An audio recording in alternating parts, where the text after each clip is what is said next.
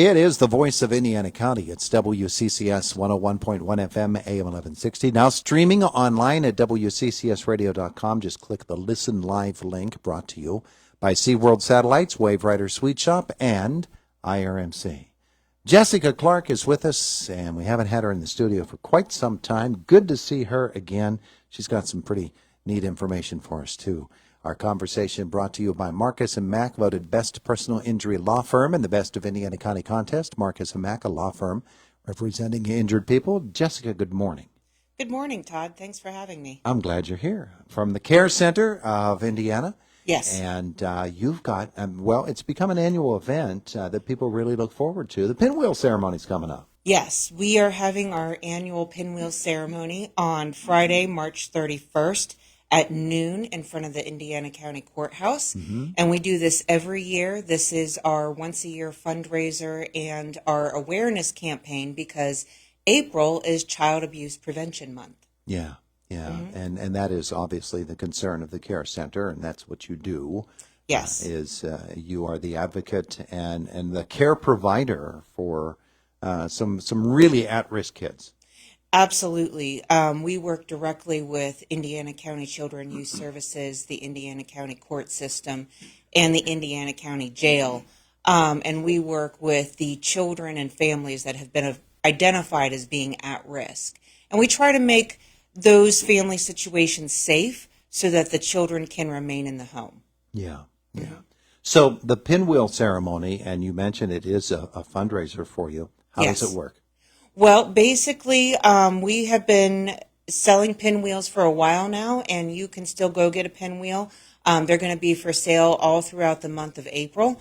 You can just go to our website, www.carecenterofindianaco.org, and right on the home page in front, you will see pinwheels. You can buy a $25 pinwheel, $75 pinwheel, $125 pinwheel, or we have corporate sponsorships for $300. Mm-hmm. And I just want to make the point that all the money that we raise from this campaign goes directly to the children that we serve in Indiana County. Yeah. And then that's really important for folks to understand as well, that you're helping kids from right here. Absolutely. Who have some real genuine problems that we can help. Yes. Yeah. And then the ceremony itself is you physically place the pinwheels on the lawn of the courthouse and keep them there for a month. They stay up for the entire month of April. The Indiana County Commissioners have been very gracious in allowing us to do this every year. We have our pinwheel ceremony where all of our sponsors come. We give them their pinwheels, and after some speeches, we're going to have the commissioners and we're going to have the Indiana County District Attorney speak. And then everybody will be invited to plant their pinwheels. Mm-hmm. And the reason that we use pinwheels is because we wanted something that was symbolic of the hope that we have for these kids. Yeah. You know, with the right treatment and services, these children can grow and become healthy adults and normal contributing members of society. Yeah. So we wanted something that, was hopeful for them. Yeah. Now, child abuse in Indiana County is no different than child abuse anywhere else. It is a very, very serious problem, and people might not really understand what child abuse really is, what it looks like. We have the picture of a battered child, and it certainly could be that. But there are other ways that children are not getting the lifestyle that they need, and they are being abused in Indiana County that might be surprising to some folks. Absolutely. We do forensic interviews at the Care Center, and a forensic interview is for a child who has been identified as at risk for abuse. And the most common allegations of abuse that we see are sexual. That comprises most of our forensic interviews, but there's also physical, there's also witness to crime, and there's also neglect.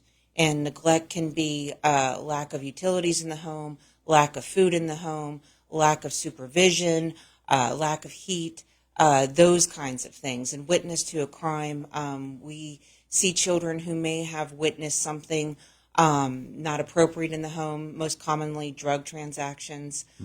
So we do forensic interviews based on that. And of course, then physical and sexual abuse as well. Yeah. And verbal abuse is a really big thing for kids too, isn't it? Yes. And, we have worked with this for years, the verbal abuse, and we have several programs at the Care Center that we use for families when they're identified for parenting. We have Incredible Years, which is an evidence-based parenting program that we use for families. We have Parents as Teachers, which is another evidence-based program, and we have a triple positive parenting program that we use for parents. Yeah. One of the things that you mentioned earlier was the forensic interviews, and in particular, I'm thinking of in a crime or an investigatory sense to help a child be able to express what he or she has experienced in life, and how that can be used to put away somebody who's been abusive toward them. And that's a very, very delicate situation for a child to have to go through. It takes a real pro in order to protect the child, at the same time bring justice about. And you have to really tread a line there, don't you? We absolutely do. We are a neutral entity, and we are doing these forensic interviews as part of an investigation. We work closely with the District Attorney's Office, law enforcement, and Indiana County Children and Youth when we do these forensic interviews.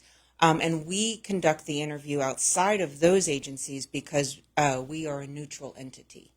And the only agenda that we have when we do the forensic interviews is we just want to know the truth, and we want to give that child an opportunity to tell their story of what happened. And while we're doing the forensic interview, the non-offending caregivers meet with Alice Paul House and the Community Guidance Center so that the family can get that child and the family into the services that they need. And the interview material, recorded as it is, can actually take the place of that child having to take a stand in a courtroom setting. Absolutely. And this is one of the biggest benefits of this process, is because the child is only interviewed one time at our facility, we record it.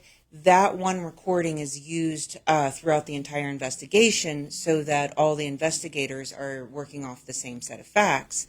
But it also is huge for the kid in that they only have to tell their story one time so that they don't have to repeat their story to each entity, just re-traumatizing them over and over again. Yeah.